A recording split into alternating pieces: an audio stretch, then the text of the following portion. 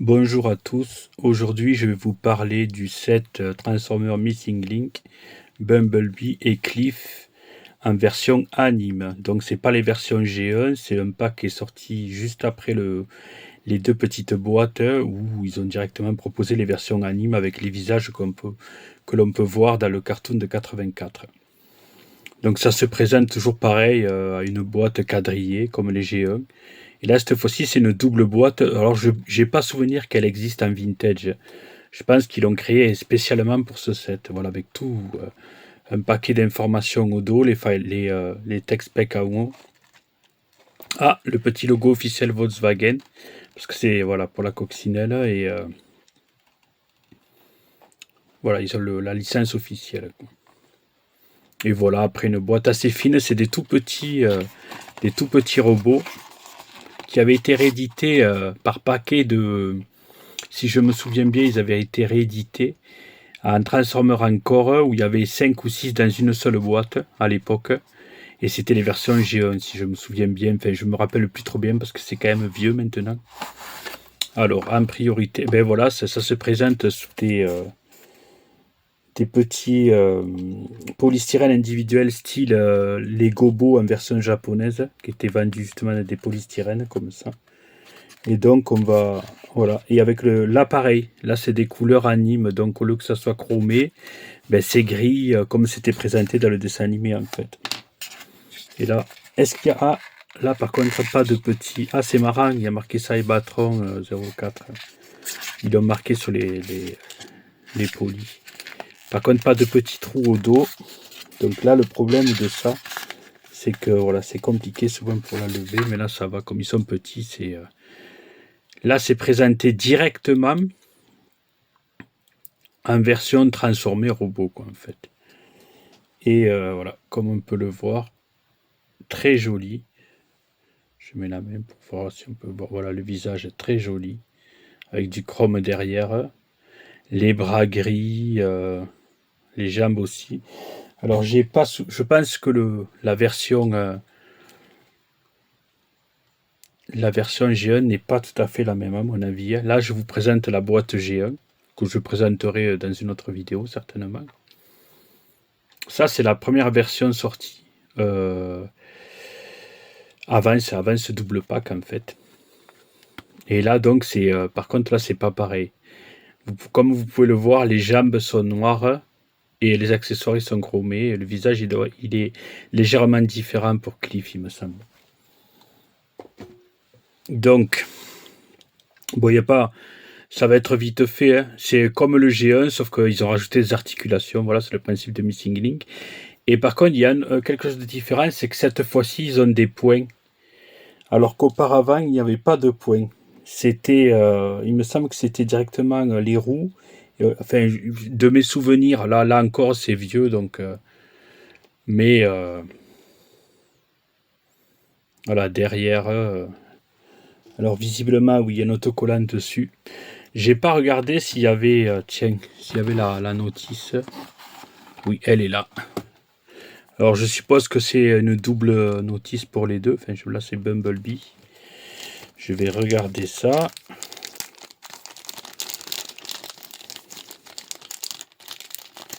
Oui, je vois, il y a les deux noms, oui. C'est une double, c'est pour tous les deux. En même temps, ils n'allaient pas faire deux paquets, voilà, ça, voilà, avec les deux cartes. Et les versions anime, j'ai l'impression qu'elles sont un peu, ou les versions alternatives, ils les mettent sous carte un peu corail, la rose avec du bleu. Ah, est-ce qu'il y a des autocollants? Non. Alors derrière, voilà, on voit les specs. Je regarde, mais je crois pas pour cela, parce que c'est vraiment des petits trucs. Non, non, voilà.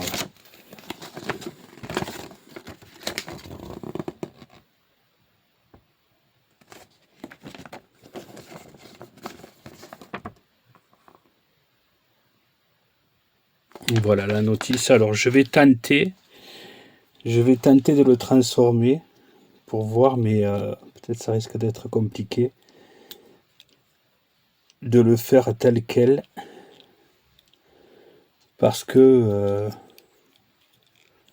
Oui, ça, à mon avis, je vais avoir ouais, c'est ça le problème, c'est que comme c'est articulé, c'est beaucoup moins. Des fois, ça peut venir facilement, ça dépend quel robot, mais là, par contre, ouais, ça a pas l'air d'être. Eh ben, écoutez, ce que je vais faire, c'est que comme la dernière fois, je reviens vers vous, je le transforme et je reviens vers vous pour le mode transformé. À tout de suite. En fait, la transformation était très simple. Il fallait juste accrocher les pieds et pousser les jambes tout au fond, pousser comme ça et rentre à l'intérieur. Et ça permet après de rabattre un peu les roues et ça se fait en 2-2 finalement. On a vraiment l'impression d'avoir affaire à une Takara Chrono Q là. C'était des voitures en format SD à friction. Et là, c'est un peu pareil. Alors, j'ai vu quelques reviews de ces robots. Par contre, voilà, vous pouvez voir le dessous est bien propre. J'ai vu des revues de ce robot et alors visiblement, c'est moins sur celui-là. Il se plaignait d'un écart justement pour rentrer la tête dans le robot. Et là, bon, peut-être il y a un léger écart, mais c'est pas non plus flagrant. Donc dans l'ensemble, ça va. Après, voilà, c'est une jolie petite voiture à la Chrono Q. Avec les petites vitres, c'est mignon tout plein, ce genre de petits véhicules SD. Sauf que là, malheureusement, c'est pas à friction. Ça aurait été cool qu'ils mettent un système à friction en plus pour pouvoir s'amuser avec, on va dire. Alors, est-ce que je peux la détransformer parce que c'est toujours pareil, c'est toujours compliqué de le faire comme ça en direct parce qu'on est moins concentré que quand on n'a pas la caméra. Alors, je vais essayer de détacher ça. Ah oui, ça va. Mais vous voyez, en fait, t'as le logo, quand on reste appuyé longtemps dessus, on le voit bien le logo autour. On n'a qu'à tirer comme ça, et en fait, il y a tout qui vient. Et après, voilà, vous écartez les jambes. Et là, je suppose que c'est pareil. Voilà, ouais, il faut tirer les bras. Ah, c'est ça. C'est ça, c'est ça. Il faut tirer les bras. Et voilà, c'est comme ça. Après, vous tournez. Et voilà. Et la transformation est assez simple. Alors, les pneus sont en caoutchouc. Et ils viennent, dès que vous tirez le bras, ils s'en vont par contre, on le voit. C'est des pneus vraiment comme ils faisaient avant. C'est pas du plastique, là, c'est vraiment du caoutchouc. Et la tête, il n'y a rien qu'à voilà, soulever. Et vous avez Cliff. Ah, c'est cool. Franchement, c'est cool. Je vais essayer d'y mettre son canon. Voyons. Oui, il y a un mode épaule en fait, c'est ça, oui. Alors, je sais pas si je vais pouvoir le mettre.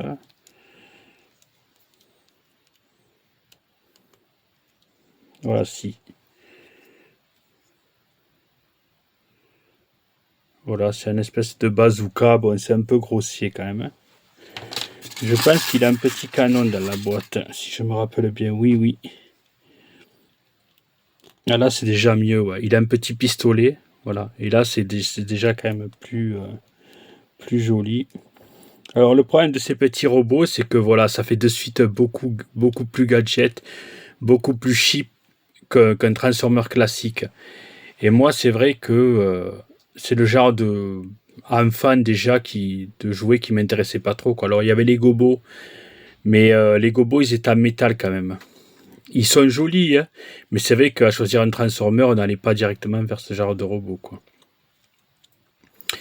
Mais quand même, c'est joli.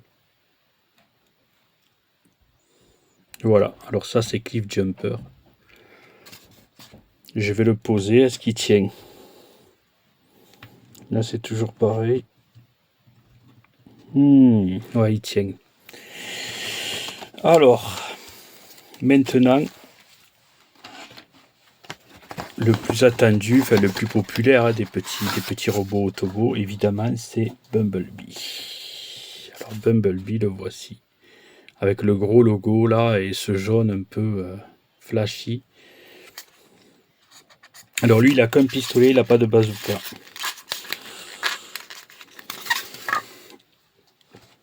Le voici. Ah, avec ce visage, ouais, ce visage. Ah, il est bien. Ils ont bien réalisé le visage, c'est vraiment ça. Et pareil, au lieu d'avoir les jambes noires, là, et du gris, il y a un retour de jaune. Je pense pas que l'autre soit comme ça. On va regarder en prenant la boîte, mais... Allez, on va voir la boîte. Ça, c'est la version G1. Déjà, on peut s'apercevoir que voilà, il y a le visage G1. Et le jouet à lui-même, ouais, il est tout noir. Les jambes, les bras, c'est tout noir, en fait. Ouais, comme le G1. Le G1, je m'en souviens, il était comme ça. Et là, par contre, il y a un effort de fait. C'est-à-dire qu'il y a du jaune, il y a du gris. Ça, quand même, c'est quand même bien sympa. Là, c'est peint en gris aussi, le pare-choc. Ouais, il est superbe, hein. Celui-là, il est vraiment beau. Effectivement, voilà, moi, celui qui m'intéressait, c'est... alors, Cliff, c'est cool, hein, mais celui qui m'intéressait surtout, c'est Bumblebee. Et en plus, la version d'essai animé, que vous pouvez... Voilà, c'est vraiment sympa. À côté de ça fait un truc... si vous avez l'Optimus version anime, qu'ils ont vendu au tout début, là, ça, la cabine, ben, vous pouvez constituer du G1, mais au look des animes, hein. D'ailleurs, j'ai vu qu'ils allaient sortir le Grimlock Missing Link aussi comme ça, là, en version anime, jaune, et gris mat, en fait. Voilà, il est vraiment tout mignon, celui-là, il est chouette. Celui-là, par contre, il me plaît beaucoup. Autant Cliff, oui, Cliff sympa, mais surtout Bumblebee, en fait. Ouais, le Cliff est joli aussi, mais les deux à côté, c'est vrai que je dois dire que c'est cool. Sur une petite étagère à côté des grands Autobots. Ça fait son effet, je le trouve joli. Ouais. Alors celui-là, est-ce que je peux le transformer en direct? On va voir si c'est la même transformation. Je vais essayer parce qu'en direct c'est compliqué. Alors.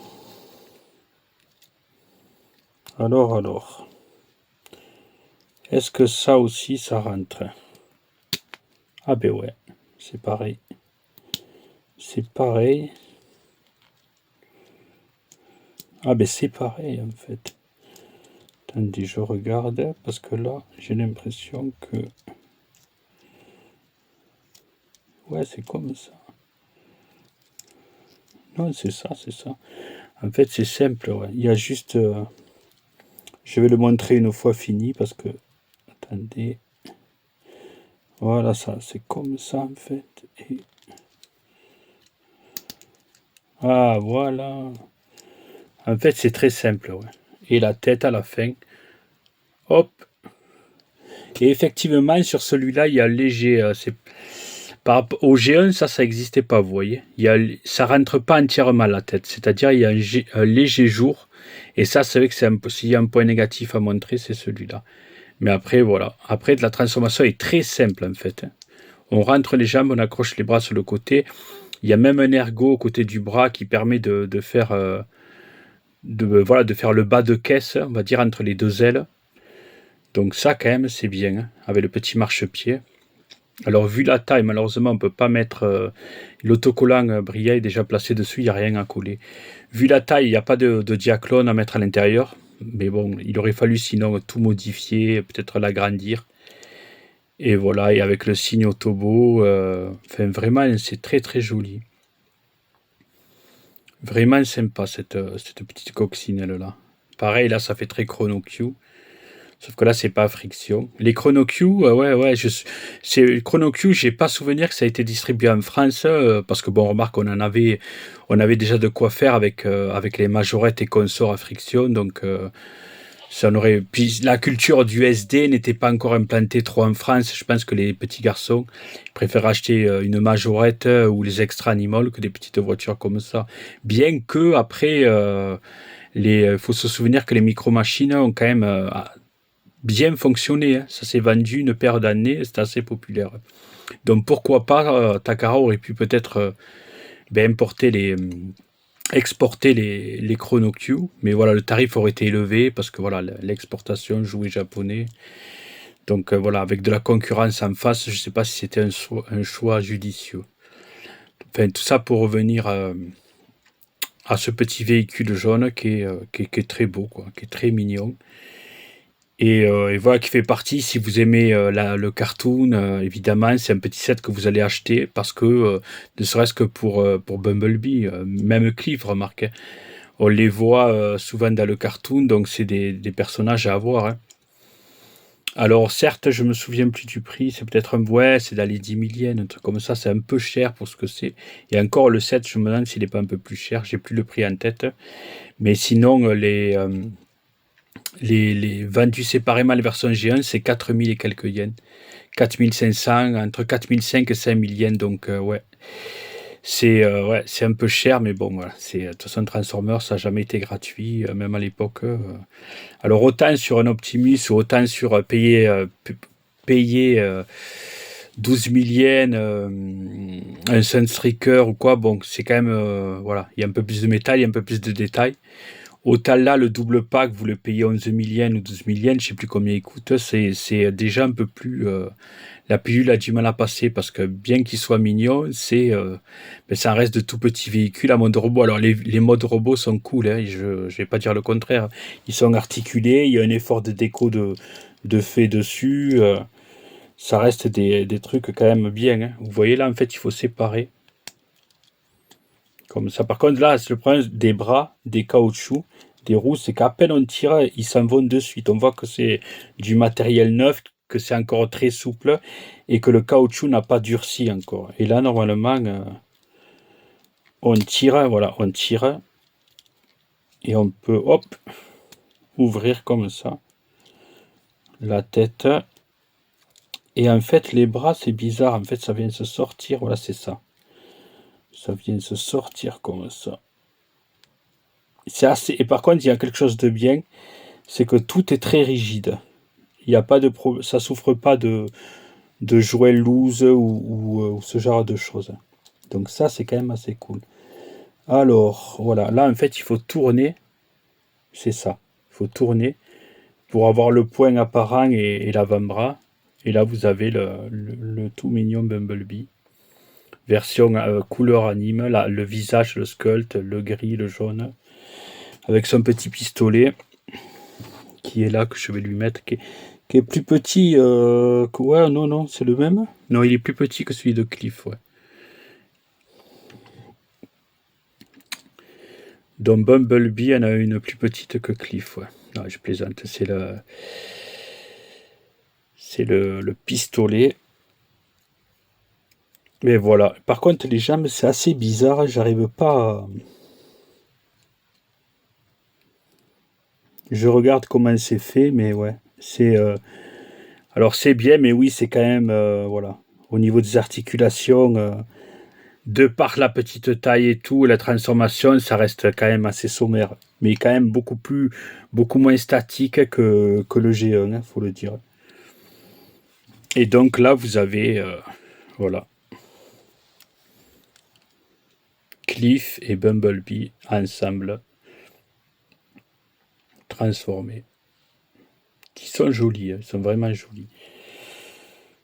Alors je suis surpris qu'il n'y ait pas d'autocollant. Alors peut-être c'est dans l'autre boîte, dans les boîtes G1.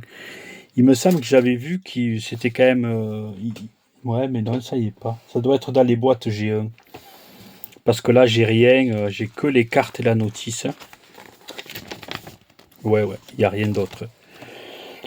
Enfin, mon verdict, c'est que, voilà, si vous aimez le cartoon et que vous vouliez vous faire une vitrine qui représente tous les personnages importants du cartoon, ben, il les faut obligatoirement.